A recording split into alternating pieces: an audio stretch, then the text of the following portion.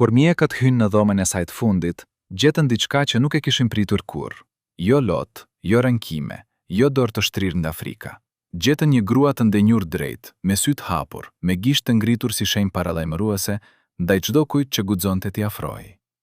Mos më prekni, këto qenë fjalët e fundit që dolin nga buzët e arta të Neshmije Pagarushës. Fjalët që tronditën mjekët si goditje rrufe dhe mbetën pezull në ajrin e rënd të asaj dhome si një mesazh për të gjithë botën. Ata që ishin atje tregojnë se nuk di ta shpjegojnë dot. Nuk ishte urrejtje, nuk ishte delir, nuk ishte dhimbje fizike, ishte diçka krejt tjetër. Ishte krenaria e fundit e një gruaje që kishte kaluar 70 vjet duke dhënë të gjithën para mikrofonit, para skenës, para popullit të saj dhe nuk kishte ndërmend të jepte edhe paktin e fundit të dinjitetit. Por çfarë fësihet pas atyre fjalëve? Çfarë kishte vuajtur kjo grua gjatë gjithë jetës dhe pse njerëzit më të afërt me të mbajnë gojën e mbyllur edhe sot? Ishte viti 933 kur në fshatin Pagarush të Malishevës, ndërmjet rrugjinaqeve të gurta dhe miresë Kadifes Osmane, lindi një zë që do të ndryshonte historinë muzikore shqiptare përgjithmonë. Neshmija nuk u lind me lodra të arta, nuk u rrit ndërmjet qilimave të mëndafshit, u rrit me zërave të lagjes, me zilit të xhamis dhe vajtimit të grave që mbanin zi pas burrave të rënë. Babai i saj Vesel Pagarusha ishte mësuesi përparuar i qytetit, por kishte diçka të jashtëzakonshme në gjak. Dashurin për izopolifonin, për kengën, për fjalën e thelluar me melankoli. Kur voglushja Neshmije hapi gojen për herë të parë, dhe nxorja të zë, i ngrohtë, i dendur, i mbushur me një farë dhimbjeje të pashpjegueshme, nëna e saj qau pa i ditur arsyen, sikur ta kuptonte se kjo vajzë kishte marrë mbi supe diçka shumë të rëndë prej fatit. Gjakova e asaj kohe ishte qytet ndërmjet dy botëve, e kalluar osmane ende ndjeshme në çdo xhak dhe ardhmja socialiste që trokiste me grushta në çdo derë. Fëmijëria e Neshmijes ishte mbushur me atë tension, me atë ndarje të heshtur midis traditës dhe ndryshimit të detyruar.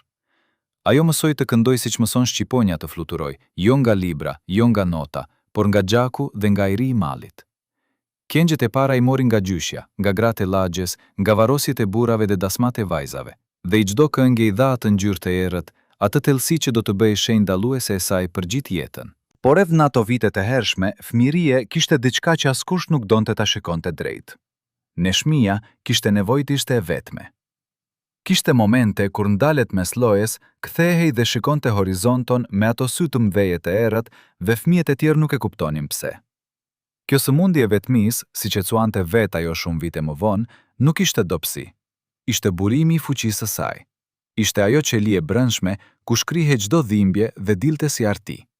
Por çfarë ndodhi kur ajo qeli u godit nga ndërhyrjet e botës së jashtme, nga presioni, nga politika, nga njerëzit që deshën ta kontrollonin? Kjo histori fillon aty ku mbarojnë përrallat. Në vitin 952, kur Neshmija ishte 19 vjeç, ajo u zgjot të këndoj para një komisioni të madh shtetëror në Prishtinë. Ishte hera e parë që këmba e saj shkeli jashtë Gjakovës si artiste, hera e parë që zëri i saj doli nga rrugët e njohura dhe u gjend mes njerëzve të fuqishëm, mes funksionarëve me gjaketa gri dhe medalje të artë, mes muzikantëve të vjetër me sy kritik si Sora. Askush nuk e priste se do të ndodhte ajo që ndodhi. Kur ajo hapi gojen dhe këndoi Shtëpia jon, salla u bë e heshtur sikur dikush e kishte ndezur dhe shuar dritën një herësh. Ajo heshtje absolute që vjen jo nga mungesa e emocionit, por nga tepria e tij. Pas asaj mbrëmjeje, emri i Neshmije Pagarushës filloi të fluturonte. Radio Prishtina e thirri, ansambli i Kosovës e thirri, festivalet e thirrën.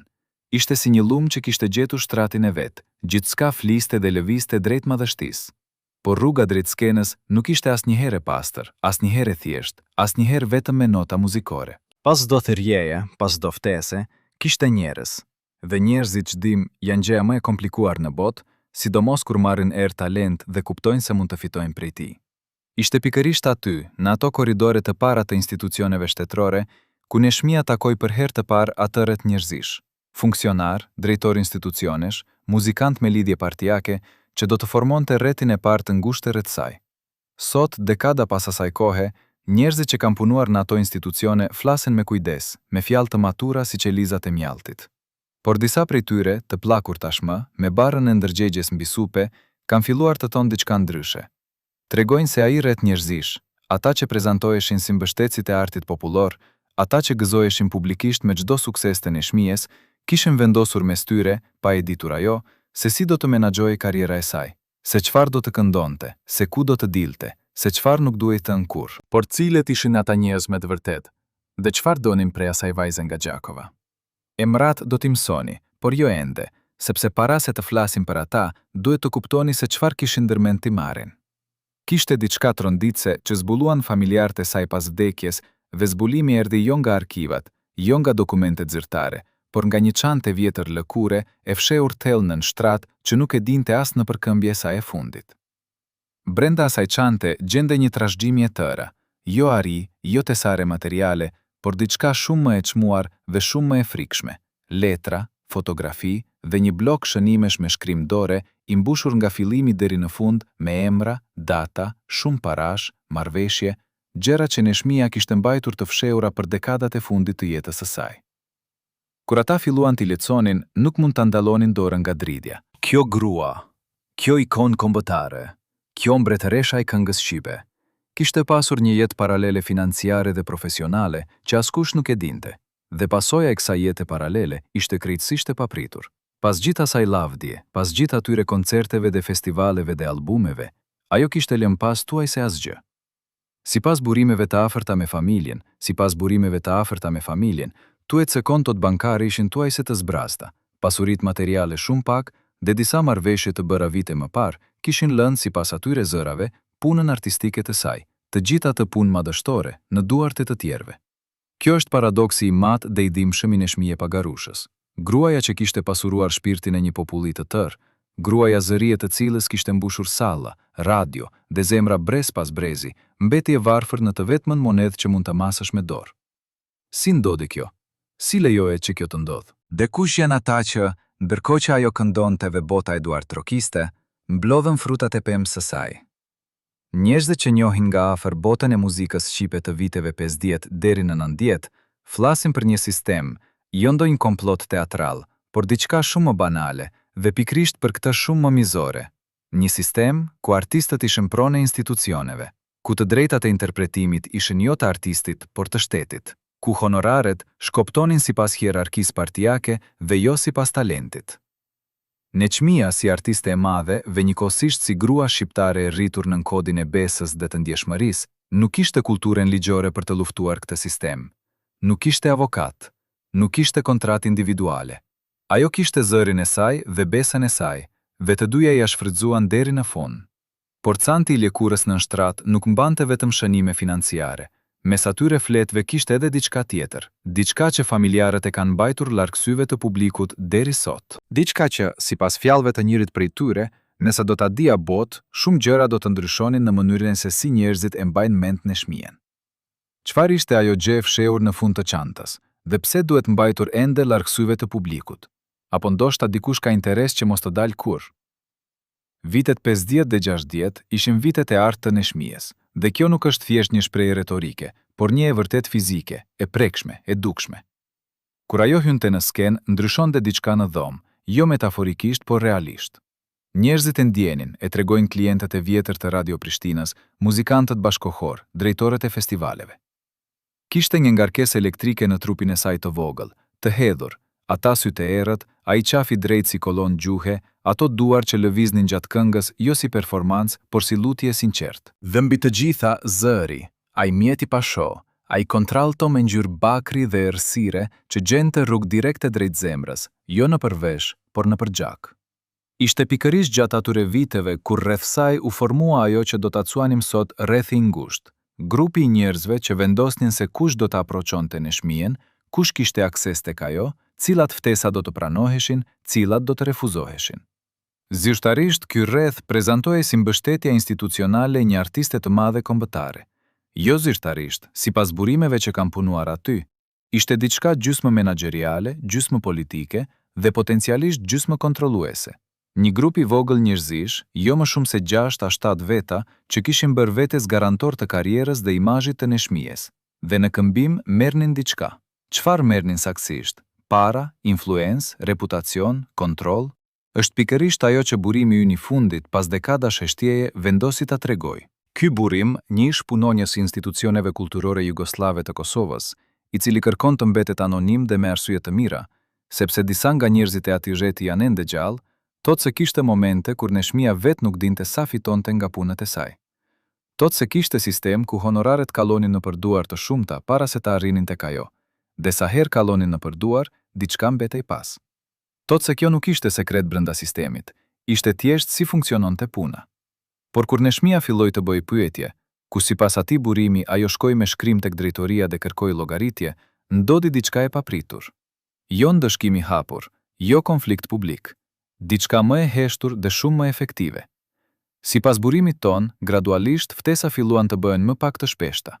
Radioja tuhet se filloi të ketë probleme teknike me disa regjistrime të saj, dhe emri i Neshmijes sipas tij filloi të shfaqet më rrallë në programet e mëdha. Ky ishte mënyra e sistemit për të thënë: qëndroju më njan dhe mos pyet. Dhe Neshmia, e cila kishte mësuar nga fëmiria se besa e ruan njeriu nga poshtërimi, jo nga dënimi, bëri atë çfarë bëjnë shqiptarët kur i godasin rënd, por nuk mund t'im poshtin. U mbyll, u fisnikrua, dhe vazhdoi të këndoj si asgjë nuk ishte ndodhur. Por brenda saj, sipas atyre që e njihnin, diçka u thye. Dikush shumë i afërt me të, dikush që hante çdo ditë bukë të njëjtën tryez me të, i kishte thënë atë herë: mos shko kudo, mos trego gjithçka. Ka njerëz rreth teje që duken si miq, por kanë interesa. Neshmia qeshi atëherë dhe tha se e dinte, por a e dinte me të vërtet? Dhe nëse e dinte, pse nuk u mbrojt? Apo ndoshta mundohej të mbrohej dhe mbrojtja e saj kishte emrin e atij personi që kur flet sot, syt i mbushen me lot, por lotët, si gjithçka në këtë histori, mund të jenë gjë e dyfishe. Në arkivin e radio-televizionit të Prishtinës, ndërmjet kutive të pluhura dhe magnetofonëve të vjetër, gjenden dokumente që shumë njerëz do të donin t'i shihnin të zhdukura përgjithmonë. Është një fashikull i trash, i lidhur me spango të kuqe dhe i vullosur me vullën e institucionit, mbi të cilin shkruhet me shkrim makine. Marrëveshje artistike, konfidenciale. Brenda tij, ndërmjet faqeve të verdha nga koha, gjenden kontrata të gjata me klauzola të shkruara në gjuhën ligjore jugoslave të viteve 60. Një gjuhë e dendur, e errët, e plot me nënkuptime që vetëm ai që e njeh sistemin mund t'i lexojë si duhet. Kur ja treguan ato dokumente një juristi të hershëm të asaj kohe, një burr i moshuar me sy të lodhur nga shumë vite shikimi të djanshëm të drejtësisë, ai i lexoi ngadalë, i rindërtoi fjali pas fjalie dhe pastaj i mbyll, i vuri mbi tryez dhe tha me zë të ulët. Kjo grua kishte nënshkruar diçka shumë më të rëndë se sa besonte. Kontratate në Neshmie Pagarushës me institucionet shtetërore kishin fshehur brenda tyre klauzola që sipas atij juristi e linin artistën tuaj se pa asnjë të drejtë mbi zërin e vet. Çfarë kishte nënshkruar me të vërtetë mbretëresha e këngës, dhe sa prej asaj nënshkrimi e bënte atë jo krahëll të lirë, por zog i mbyllur me zinxhira ri.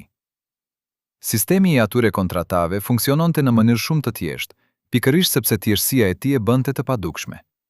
Artisti nënshkruante marrëveshjen me institucionin, ansamblin, radion, teatrin, dhe ky institucion merrte të drejtën e menaxhimit artistik, të drejtën e shpërndarjes së honorareve dhe, klauzolla më e rëndë, të drejtën e përfaqësimit ekskluziv.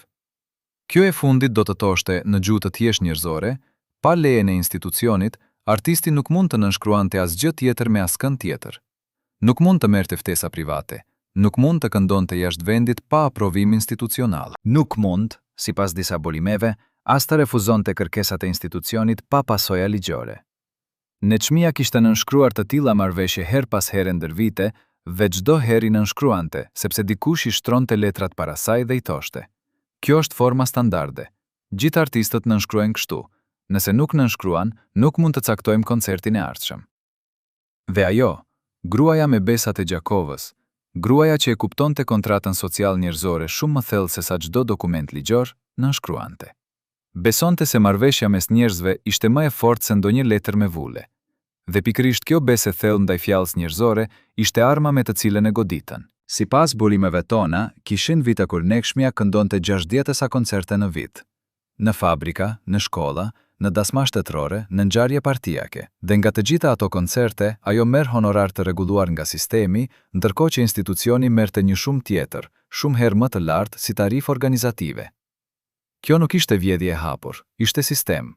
Sistemi ligjishëm, i vullosur, i dokumentuar. Por kishte diçka poshtë asaj legitimiteti formal që ishte, sipas atij juristi të moshuar, thellësisht e padrejtë.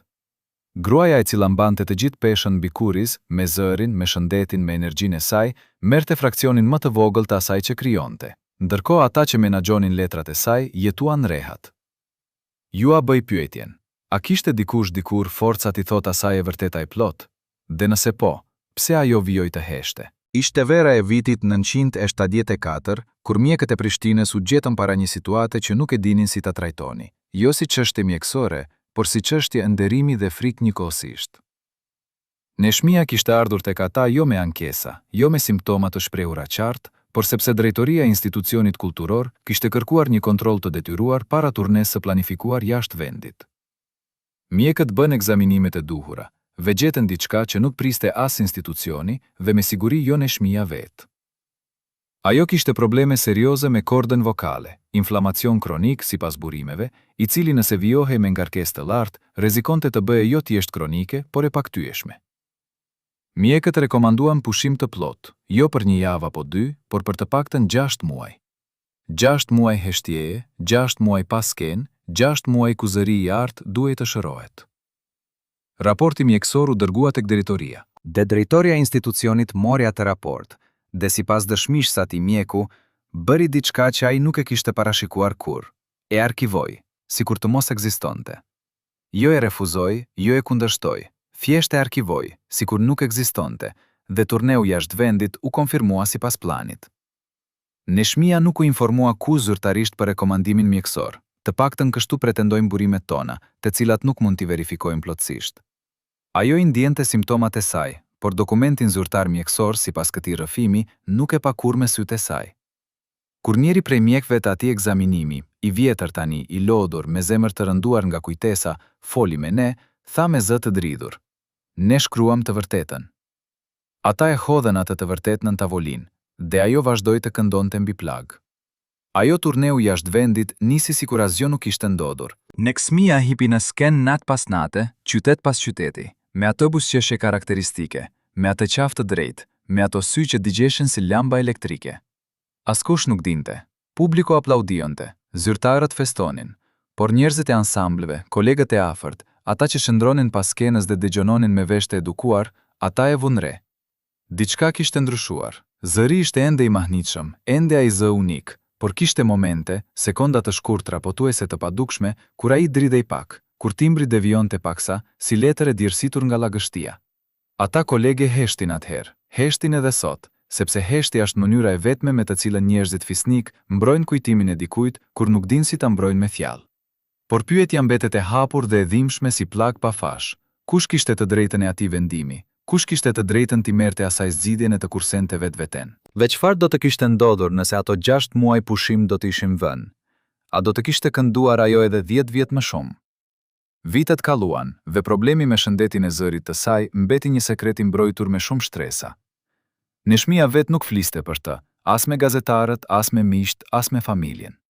Kishte mësuar shumë herët se dobësia, edhe kur është thjesht trupore dhe jo shpirtërore, jep pushtet mbi ty atij që e di. Prandaj mbante heshtjen si mburoj dhe skenën si dëshmi se gjithçka ishte mirë. Por ata mjek dinin, disa drejtor dinin, dhe ata vazhduan të planifikojnë turneje, të organizojnë koncerte, të nënshkrojnë marrëveshje me një grua të cilës ja kishin fshehur të vërtetën mbi gjendjen e shëndetit të saj. Ndoshta ata e arsyetonin veten duke thënë se Neshmia ishte e fortë. Ndoshta. Por ajo vazhdoi të këndoj, nat pas nate, me atë buzëqeshje karakteristike, ndërkohë që në asaj buzëqeshje fshihej diçka që askush nuk guxonte ta thoshte me zë të lartë. Dhe kjo heshtje, e tyre dhe e saj, do ta ndiqte historinë e saj deri në fund. Emrin e saj askush nuk e ka thënë kurrë publikisht. Edhe sot, kur bisedon me njerëz që e din historinë, ata e quajnë thjesht ajo ose gruaja e gërmis. Sikur emri i vërtet të kishte peshë të rrezikshme, sikur thënia e tij me zë të lartë të mund të hapte dyer që janë mbyllur me qëllim. Por pas 30 e sa viteve, dikush vendosi të flas, jo para kamerës, jo ende, por me fjalë, me detaje, me emra, me data. Dhe ajo që na tregoi kjo grua e moshuar, e cila dikur kishte qenë pjesë e rrethit artistik të Prishtinës gjatë viteve 70, është histori e cila, nëse do të konfirmojë plotësisht, do të rindërtonte imazhin e të gjitha atyre viteve të lavdis. Ajo thot se kishte një person, një burr me lidhje të forta institucionale dhe politike, i vendosur në kryqëzimin e artit dhe pushtetit, i cili kishte ndërtuar me kujdese me vite marrëdhënie të ngushtë me Neshmien, si mik, si mbështetës, si ai që zgjidh çdo problem. Sipas asaj burimi, ky person, aktiv gjatë viteve 70 dhe 80, të cilin ne nuk mund ta identifikojmë me emër pa konfirmim të drejtë për drejtë, dhe prandaj do ta quajmë thjesht X, ishte pika e kontaktit mes Neshmies dhe botës institucionale, filtri në për të cilin kalonin të gjitha kërkesat dhe ftesë. Zyrtarisht ky rol ishte i dobishëm, dikush duhej të merrej me organizimin. Jo zyrtarisht, sipas burimit ton, ky person kishte mbledhur mbi vete kontrollin mbi gjithë trafikun profesional të Neshmijes dhe ky kontroll nuk ishte as transparent as i diskutuar me të. Neshmija besonte atë si vëlla, thot gruaja që flet me ne pas kaq vitesh heshtjeje. Dhe pikërisht kjo besë ishte arma më efektive. Sipas burimit ton, ky G kishte lidhje me njerëz të tjerë të cilëve u kishte premtuar diçka, të drejtën e organizimit ekskluziv të koncerteve, të drejtën e regjistrimit, hyrjen e rrjetet distributive, në emër të Neshmijes, pa informuar atë. Ishte sikur dikush t'i kishte premtuar shtëpinë tënde fqinjit, ndërkohë ti vazhdoje të jetosh brenda, pa e ditur se qelësi kishte ndryshuar pronar. Momentet kur Neshmija kuptoi diçka, jo gjithçka, por diçka, sipas burimit, ishin momente shumë të tensionuara. Momente kur ajo kthehej dhe bënte pyetje, dhe G kishte gjithmonë shpjegimin e duhur, gjithmonë arsye mbindse, gjithmonë atë aftësi të rrallë për ta bërë atë të ndihej mirënjohëse edhe për atë që potencialisht e kishte dëmtuar. Por historia ka një ktesë të papritur që as burimi ynë nuk e shpjegon lehtë. Neshmija, sipas tij, nuk ishte viktim pasive. Kishte momente kur ajo dinte dhe zithte të heshte jo nga frika, por nga kalkulimi ftohtë, nga i kuptimi thellë i dinamikave njerëzore që e kishte mësuar jo nga shkolla, por nga jeta. Ajo kuptonte se sistemi ishte i tillë, kuptonte se lufta e hapur do ta shkatërronte dhe lufta e heshtur do ta lloste pak nga pak. Prandaj zgjodhi rrugën e tretë, asnjë luftë. Thjesht vazhdoi të këndoj, ta ndërtoi imazhin e saj, ta përforcoi lidhjen me publikun, me atë masë të madhe njerëzish anonim dhe besnik, sepse kuptonte se populli ishte mburojës i tij e vetëm, i padepërtueshmit. Kur publiku të do, asnjë gjë nuk mund t'i shes zërin tënd. A kishte Neshmija pra forcën e saj të fshehur, apo edhe ajo, si shumë prej nesh, ishte thjesht njeri që i nënshtroi rrethanave duke i quajtur atë dinjitet? Ndërmjet gjërave që familjarët gjetën pas largjimit të saj nga kjo botë, ndërmjet atyre letrave, fotografive dhe shënimeve të bllokut të famshëm me kapak të zi, kishte edhe diçka tjetër. Diçka që askush nuk e priste dhe askush nuk di ende si ta shpjegoj. Ishte një kaset magnetike e vogël, e llojit që dikur përdoreshin për regjistrimet shtëpiake, e mbushur brenda dhe jashtë me shënimet e shkruara me laps të kuq, jo me shkrimet e rregullt kaligrafike të Neshmijes, por me shkrim të shpejt, të dridur, siç shkruan dikush kur dora nuk ndjek dot mendjen. Mbi kaset me shkrim të tillë të nxituar, shkruhej vetëm një fjalë dhe një datë. Fjalla ishte provë, dhe data e shkruar ishte nga vitet 90, pikërisht ajo periudhë kur karriera e saj kishte filluar të ecë nëpër udhë shumë më të ashpra se kur më parë. Kur njëri prej antarëve të familjes tentoi ta dëgjojë atë kaset, e gjeti të papërdorshme. Magneti e vjetër ishte hequr pjesërisht, ose ishte dëmtuar me qëllim, ose koha kishte bërë punën e saj të pamëshirshme ndaj çdo sekretit. Por çfarë kishte regjistruar Neshmija mbi atë kaset dhe pse e mbajti fshehur 10 vjet në të njëjtin shtrat me bllokun e shënimeve dhe letrat e çmuara? Sipas njërit prej njerëzve të afërt me familjen, me të cilin biseduam gjatë dhe me kujdes, hipoteza është e frikshme në thjeshtësinë e saj. Neshmija kishte regjistruar biseda, jo muzikë, jo këngë-provë, jo shënime artistike, por biseda të vërteta, zëra të vërteta, premtime dhe marrëveshje të bëra ndër vite me ata njerëz, të cilët ishin prezantuar si mbrojtësit e karrierës së saj. Sipas këtij burimi, ajo kishte filluar ta bëjë këtë në mënyrë të fshehtë, pasi kishte kuptuar se fjalla gojore nuk la gjurmë dhe se po i merrnim diçka pa lënë gjurmë. Kasetën e kishte mbajtur si mburoj, si garanci e fundit, si dëshmi e mundshme nëse gjërat do të keqësoheshin shumë. Dhe pastaj kasetja u dëmtua, apo u dëmtua. Sipas spekulimeve të atyre që e njohin historinë, askush nuk e di me siguri nëse koha e bëri këtë, apo siç thon disa me zë të ulët, dora e dikujt. Kjo pyetje, kush e preku atë kaset dhe kur, ka mbetur pa përgjigje deri më sot, sepse askush nga ata që kanë qenë afër saj në vitet e fundit nuk pranon ta diskutojë hapur. Njëri prej tyre kur ju drejtua kjo pyetje, u ngrit nga karrigja, tha s'kam çfarë të them dhe la dhomën pa u kthyer. Tjetri heshti kaq gjatë saqë heshtja e tij u bë vetë një lloj përgjigjeje.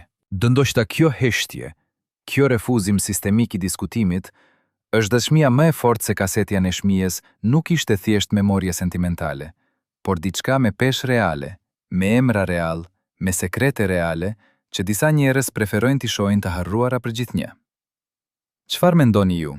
A besoni se kasetja e asaj gruaje të madhe do të dilte ndonjëherë, të plotë, e dëgjueshme, e vërtetë? Dhe çfarë do të ndryshonte në historinë e muzikës shqipe nëse do të bëhej kjo e mundur? Pak njerëz e dinë se ku kalonte Neshmia Pagarusha ditët kur nuk ishte në skenë, dhe jo sepse jeta e saj private ishte monotone apo pa interes, por sepse ajo vetë kishte punuar shumë fort, me vite, për ta mbajtur atë jetë larg syve kurioze të botës. Kishte një apartament të vogël në periferi të Prishtinës, jo shtëpia zyrtare, jo adresa e njohur, por një vend tjetër, me dyert të rënda druri dhe perdet gjithmonë të mbyllura, ku Neshmia shkonte kur nuk donte të ishte Neshmia. Kjo nuk ishte sekret i madh mes njerëzve të afërt. Disa e dinin, shumica jo. Por askush nuk fliste për të publikisht, sepse kuptohej pa fjalë se kjo ishte linja e kuqe mbi të cilën nuk shkelej. Fqinjet e atij apartamenti e ndjenin prezencën e saj, dëgjonin her pas here zë të ulët këngësh, dëgjonin hapa të ngadaltë nëpër korridorin e ngushtë, shihnin dritë të ndezur vonë në darkë, por nuk e lidhnin me asgjë, ose pretendonin se nuk e lidhnin. Por gjatë viteve të diet, diçka ndryshoi në atë apartament të fshehtë. Sipas rrëfimit të një fqinjeje të asaj kohe, grua e moshuar tashmë me kujtesë të gjallë dhe guxim të vonesës, filluan të vinin njerëz që nuk vinin më parë. Jo miq, jo kolege. Njerëz me veshje zyrtare, me valishe, me qëndrimin e atyre që ulen jo si misafir, por si inspektor. Ata qëndronin orë të tëra, her pas here dëgjoi zë i ngritur. Jo zëri i Neshmies, sepse zëri i saj ishte gjithmonë i kontrolluar edhe kur dilte nga kufiri, por zëra burrasht, të prerë, me atë tonin e thatë të autoritetit institucional. Dhe kur dilnin, Neshmia qëndronte brenda dhe nuk dilte për orë të tëra. Fqinja ajo e ka parë vetëm herëra duke dalë nga apartamenti pas atyre vizitave, me fytyrë të ngritur, me hap të qëndrueshëm, por me sytë të cilet, thot ajo, kishin humbur paksa nga ajo ndriçimi brendshëm. Çfarë diskutohej brenda atyre dyerve të mbullura? Askush nuk e di me siguri, por vitet e 10 në Jugosllavi kishin mënyrat e veta të heshtura për të mbajtur artistët brenda vijave, dhe Neshmia, si simbol i kombit, ishte pikërisht lloji i njeriut që disa donin ta shihnin të kontrolluar. Fqinja thot se pas çdo vizite të tillë, era e cigareve dhe e heshtjes zgjaste deri në mesnatë. Nuk ishte presion i hapur dhe brutal. Ishte ajo lloj presioni i butë dhe i vazhdueshëm, si ujë mbi gur, shumë i ngadallt për ta parë, por i mjaftueshëm me kohë për të gdhëndur formën e gurit. Dhe Neshmia, kjo grua me ata sy të errët dhe atë krenarizëm alpino të brendshëm, ishte guri mbi të cilin uji vazhdoi të bjerë me vite.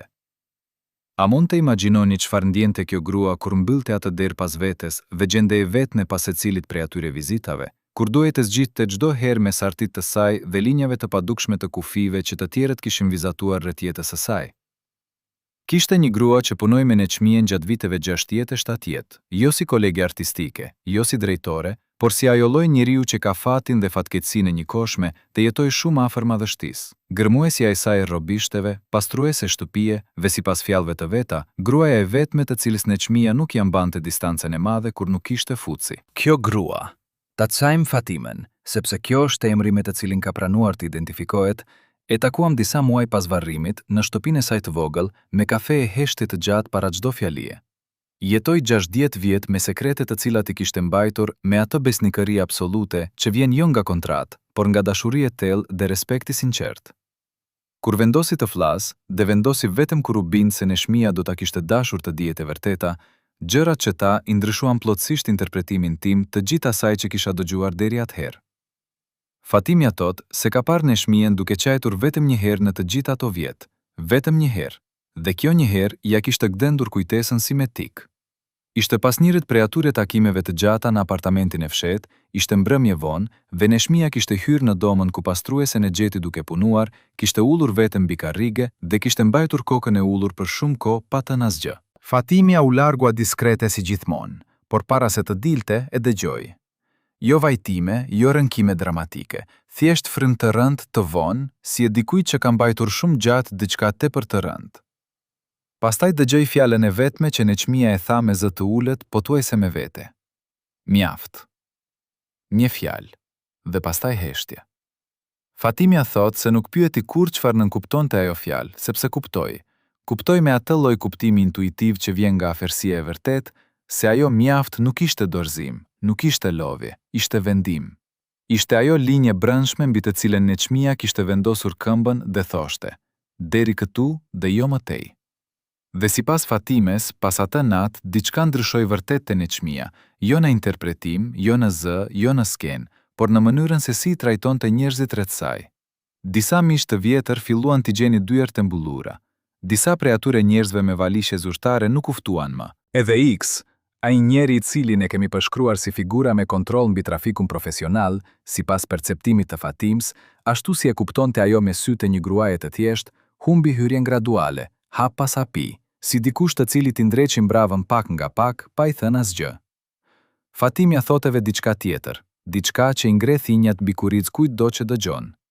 Thot se gjatë viteve të fundit, pasi Neçmia ishte kthyer nga shumë ndërhyrje mjekësore dhe kishte filluar të kuptojë se trupja nuk do t'i bënte dot më gjatë atë shërbim që mendja e saj ende kërkonte, kishte filluar të flasë ndryshe. Jo me nënkuptime, jo me metafora, por direkt, ashtu si flasin njerëzit kur nuk kanë më kohë për mbrojtje indirekte. I kishte thënë Fatims një herë, ata duan të dalin me mua në fotojve tani, por kam parë fytyrën e tyre kur nuk dinim se po i shikonim. Asnjë prej tyre nuk qau për mua Fatime, qanin për imazhin. Dhe Fatimja, duke i treguar këtë, qan vetë, me ato lot të heshtur të moshës, të cilat nuk bëjnë zhurmë, por bjen zhënd. Pyetja ime për ju është kjo. A ka në jetën tuaj dikush si Fatimja? Dikush që ju njeh vërtet, jo imazhin tuaj. Dhe nëse po, a e dini? Disa orë para se të fillonte nata e fundit e saj në spital, ndodhi diçka që infermierët e asaj reparti e tregojnë me zë të ulët edhe sot. Diçka që nuk u shkrua në asnjë raport zyrtar, diçka që u fshime me njanimin e qetë dhe me kujdesin e njerëzve që kanë mësuar se heshtja është e sigurt. Erdhi një burr, nuk ishte i familjes, ata e konfirmojnë me siguri absolut. Nuk ishte mjek, nuk ishte infermier, nuk ishte punonjës i spitalit. Ishte burr i moshës 60 e disa vjeçe, me pallto të errët dhe valishe të vogël lëkure të llojit që kishte qenë modë zyrtarëve të viteve 70. Valishe ata kufi të ngurt metalik dhe brav të vogël të artë. Pyeti recepcionistin se ku ndodhej dhoma e Neçmie Pagarushës. I than se nuk pritej vizitë. Ai nuk tha emrin e tij, sipas infermieres që ishte atje, por tha thjesht, ajo do të di kush jam, njoftojeni. Dhe kishte diçka në mënyrën se si e tha, ajo siguri e qetë, ajo mungesë e plotë e lëkundjeve, që infermierja kundër rregullores vajti dhe e njoftoi. Neçmia dëgjoi përshkrimin, u bë e heshtur, pastaj tha, mos e lini të hyj, kjo është dëshmia e infermiereve. Dhe ajo fjalë, mos e lini, ishte e qartë e palëkundur pas një dyshim. Burja me pallto të errët qëndroi në korridorin e spitalit për pothuajse 2 orë. Sipas punonjësve atje nuk foli shumë, nuk bëri presion fizik, nuk ngriti zërin, por nuk u largua. U ul mbi karrigen e metalit të korridorit dhe priti, me atë lloj durimi të atyre njerëzve të cilët janë të mësuar se çdo derë me kohë dhe durues hapet. 2 orë. Dhe pastaj u ngrit, mori valishën dhe doli, pa lënë emër, pa lënë mesazh. Por infermierja thot se para se të dalë, u kthye dhe shikoi drejt korridor me atë vështrim të qetë, që nuk shprehte as zemrim, as trishtim, por diçka shumë të ftohtë, vlerësim. Si dikush që numëron dhe llogarit, jo ndihet. Kush ishte ai burr me pallto të errët dhe valishe me brav të artë? Dhe çfarë mbante brenda asaj valisheje që dinte se Neçmia, të paktën një herë, do ta donte ta shihte? Familja kur ju tregua kjo ngjarje muaj pas varrimit u mbyll. Njëri prej tyre tha thjesht, ka njerëz që u mban mendja pas shumë gjërave. Tjetri ndryshoi temën. Vetëm njëra, vajza më e re e kushrirës, tha diçka të vogël dhe të rënd njëkohësisht. Kisha dëgjuar dikur emrin e njërit prej atyre njerëzve të vjetër. Nuk dua ta them, por e kuptova kush mund të ishte. Dhe u ndall aty. Sepse ky është kodi i heshtur i familjeve shqiptare, jo fsihet nga turpi, por ruhet nga dinjiteti. Sepse disa emra, kur i thua me zë, u japin pushtet njerëzve që nuk e meritojnë. Dhe ndoshta Neçmia, duke refuzuar atë vizitë të fundit, po bënte pikërisht atë. Po refuzonte t'i jepte pushtet të fundit dikujt që kishte marrë shumë gjatë gjithë jetës së saj. A besoni se kishte guxim ky vendim i saj të fundit, të refuzosh derën kundrejt dikujt që ke njohur me 10 vjet? Apo ishte diçka edhe më e thellë, diçka që vetëm ajo e dinte? Ka njerëz të cilët besojnë se fati paralajmërohet. Ka njerëz të cilët besojnë se shenjat vijnë jo nga tjetri botë, jo nga magjia, por nga ata depozita e thellë e ndjeshmërisë njerëzore, e cila kur njeriu ka jetuar shumë dhe ka parë shumë, fillon të lexojë botën ndryshe nga të tjerët.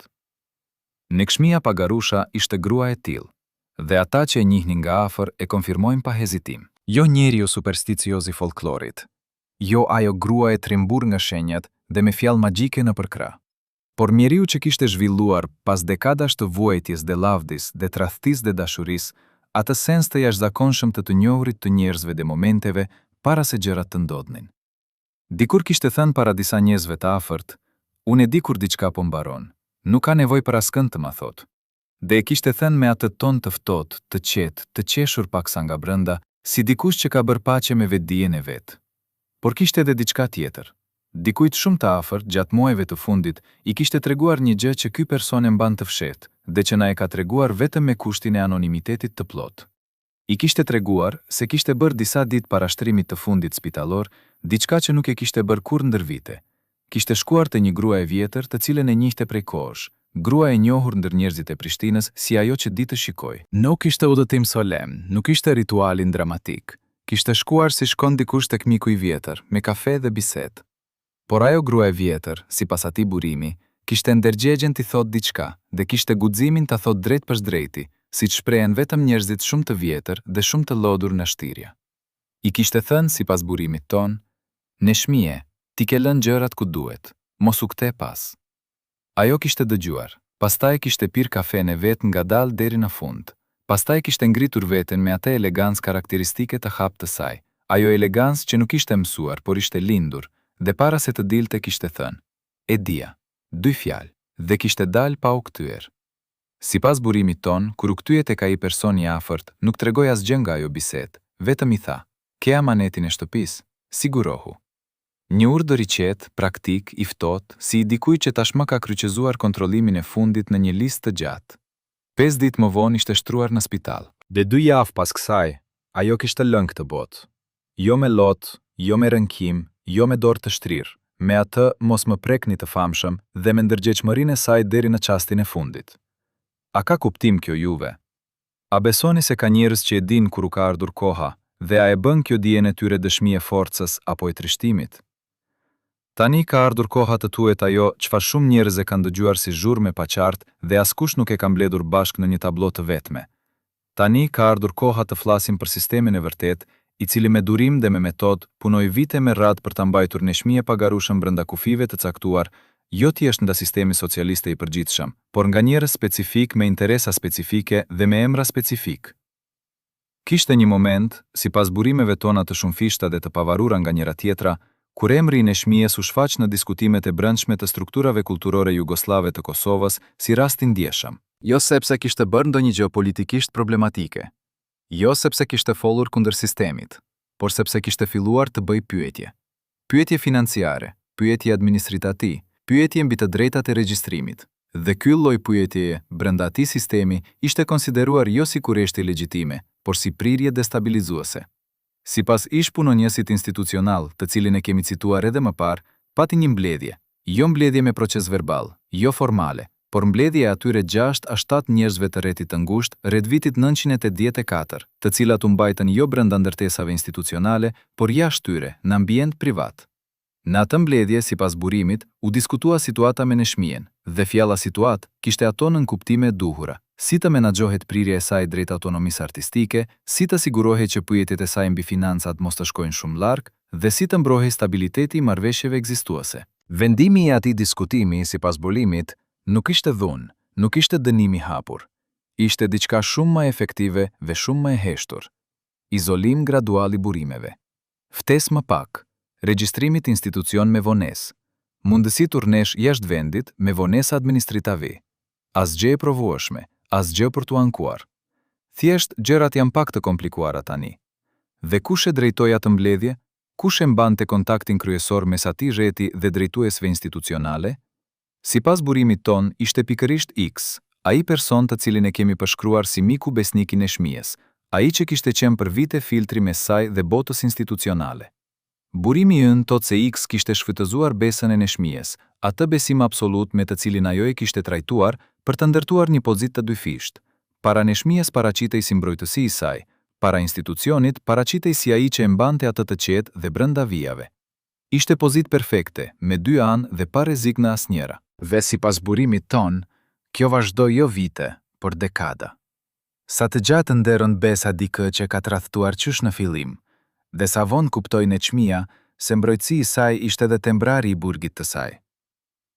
Dhe tani duhet të flasim për fundin, jo thjesht si moment biologjik, por si akt final të një jete të tërë, si vendimi fundit i lirë i një gruaje e cila kishte hungur shumë vendime në rrugë, por këtë e mori me duar të veta dhe me mendje të plot. Neçmia Pagarusha lak të botë më 7 shkurt të vitit 2020, në moshën 86 vjeçe.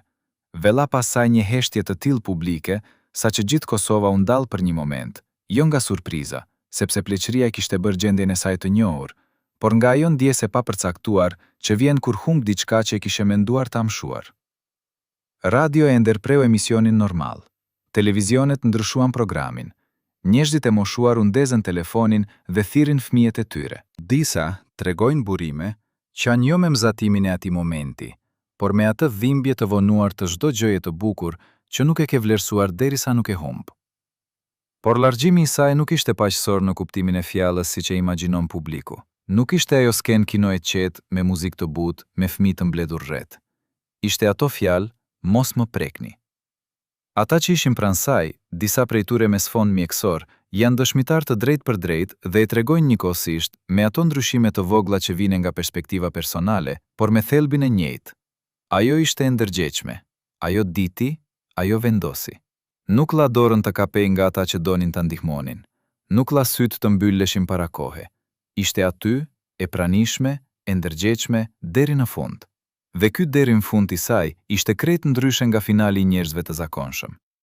Nuk dukej frikë, nuk dukej lutje. Dukej, sipas fjalëve të mjekut të ri, fjalë të cilat i tha me ton të ulët dhe me habit të sinqert. Si dikush që po përfundon diçka që kishte filluar shumë kohë më parë dhe e dinte se ku duhej të mbaronte. Kjo është ajo çfarë sistemi nuk mundi ta merrte. Këtë fund të lirë, të ndërgjegjshëm, të palëkundur. Mund t'ia kishin marrë kontratën, mund t'ia kishin vonuar ftesën, mund t'ia kishin treguar gjysmën e honorarit, mund t'ia kishin fshehur raportin mjekësor, mund t'ia kishin dëmtuar kasetën, mund t'ia kishin fshehur valishën e fshehtë në shtrat, por finali nuk u fiksua prej tyre. Finali që i sajin. Mos më prekni, ishte fjali me dy kuptime njëkohësisht. Njëra fizike, drejtuar duarve të mjekëve, dhe njëra tjetër, shumë më e thellë, drejtuar gjithë atyre njerëzve të cilët kishin shtrirë dorën drejt saj gjatë jetës me qëllime jo të pastra. Deri edhe duke lënë, Neshmia u mbrojt. Dhe kjo mbrojtje e fundit, ky mos më prekni i fundit, është ndoshta këngate e saj më e fortë, edhe pse nuk u këndua me zë. Varrimi u bë me nderimet kombëtare që i takojnë artistes së tillë, dhe shumë nga ata njerëz, të cilëve Neshmia u kishte mbyllur dyert gjatë jetës, ishin atje. Me sy të lotuar, me fjalë të mëdha, me gjeste të dukshme, trishtimi. Fatimia, pastruesen e shtëpisë, gruaja e vetme përpara të cilës Neshmia kishte thënë një herë atë mjaft, ishte në fund të varrit, larg kamerave, e mbulluar me shami të zezë dhe nuk foli me asnjë. Nuk kishte ajo nevojë për kamera, ajo dinte, dhe kjo dije, ky sekret i dy grave, nuk duhet të shfaqej para objektivit. Çfarë ndodhi me Ic, me atë person të cilin e kemi quajtur kështu gjatë gjithë kësaj rrëfime? Sipas burimeve tona, ai jetoi në komoditet gjatë gjithë viteve të pasluftës, me lidhjet e tij të ndërtuar ndër dekada, me pasuritë akumuluar nga ato marrëveshje që Neshmia kur nuk i kishte parë me sy. Nuk u ndëshkua asnjëherë zyrtarisht, nuk u padit, nuk u hetua, nuk u vonua asnjëherë nga asnjë drejtësi formale. Erdhi edhe ai në varrimin e Neshmiës, sipas burimit ton, ai erdhi. U ul në mes të njerëzve me fytyrë solemne, me lule në dorë. Dhe askush nga ata që e njihnin historinë nuk e tha asgjë, sepse kjo është edhe mënyra shqiptare e drejtësisë ndonjëherë. Heshtja që çdo kush e kupton, por askush nuk e thot. Drejtësia njerëzore ka dështuar ndaj Neshmie Pagarushës, por drejtësia e kujtesës, ajo drejtësi që nuk ka gjykatës por ka popullin si dëshmitar, është ndryshe. Sot kur thuhet emri Neshmie Pagarusha, nimbi nuk i ashton askush tjetër. E gjithë madhështia i takon asaj. Dhe gjithë, edhe nëse jeton ende, edhe nëse ecën nëpër rrugë, nuk e ka atë nimbus, edhe kur nuk do ta ketë. Ndoshta ky është lloji vetëm i drejtësisë që ky botë mund të jap ndaj disa njerëzve, jo burg, jo gjyq, por harres. Dhe ndaj Neshmies e kundërta, amëshimi. Historia e Neshmie Pagarushës nuk është histori e tragjedisë thjesht, sepse trishtimi do ta bënte atë viktim, dhe ajo nuk ishte kur viktime plot. Nuk e lejoj veten ta bënte askush. Historia e saj është histori e çmimit të dinjitetit. Sa kushton të qëndrosh drejt, sa kushton të mos e lësh dorën kur sistemi të thot lëre, sa kushton të thuash mjaft, jo me zhurmë, por me vendosmërinë e qetë të malit. Ngjitja e saj nga Pagarusha e Malishevës, nga ato rrugë të gurta, nga ato keng të nënave, deri te skenat e mëdha, deri te Radio Prishtina, deri te festivalet, deri te zemrat e miliona njerëzve, nuk ishte rrugë mbar. Kishte gropa, kishte shpata të fshehura, kishte duar të cilat dukonin miqësore dhe mbanin thikën pas shpine. Po çdo herë Neçmia gjeti mënyrën të bëjë çfarë dinte, të këndoj. Dhe çdo herë që këndonte, e gjithë ajo kompleksitet humbet rëndësinë e vet para faktit të thjeshtë dhe madhështor të zërit të saj. Aho ka lënë pas shumë pak pasuri materiale, por ka lënë trashëgimi kulturore, të cilën asnjë vjedhje sistematike nuk mund ta merrte, sepse ajo jeton jo në kontrata dhe honorare, por në memorie kolektive, në kasetote vjetra të nënave tona, në ajrin e dasmave dhe varrimit dhe festave të Kosovës e Shqipërisë. Sa herë dëgjon shtëpia jon, sa herë dëgjon Baresha, sa herë dëgjon ato këngët e hershme me zërin e bronz që ngrihet mbi orkestër si ty mbi mall, atje është Neçmia. Jo ai sistem, jo ata njerëz me valishe, ajo. Miqt, tani ju pyes, si e mbani mend ju Neçmie Pagarushan? A ishte ajo viktime sistemit dhe njerëzve që e rrëtuan, apo kishte edhe një forcë të fshehur të saj, një strategji të heshtur me të cilën e mundi sistemin pa e luftuar hapur? Na intereson shumë të dim nëse emri i saj ende kumbon në shtëpitë tuaja, nëse këngjet e saj ende dëgjohen nëpër fshatrat e qytete, nëse nenat dhe gjyshet tuaja kanë histori për të treguar. Çdo koment juaj është dëshmi se Neçmia jetoi dhe se jeton ende, se ajo mos me prekni e fundit nuk ishte fund, por fitllimi i bisedës që ne, populli i saj, duhet ta vazhdojmë. Kjo botë ka shumë histori si kjo, histori njerëzish të mdhenj, të cilët paguan çmim shumë të lartë për madhështinë e tyre, dhe historia e tyre meriton të thuhet me zë të plotë.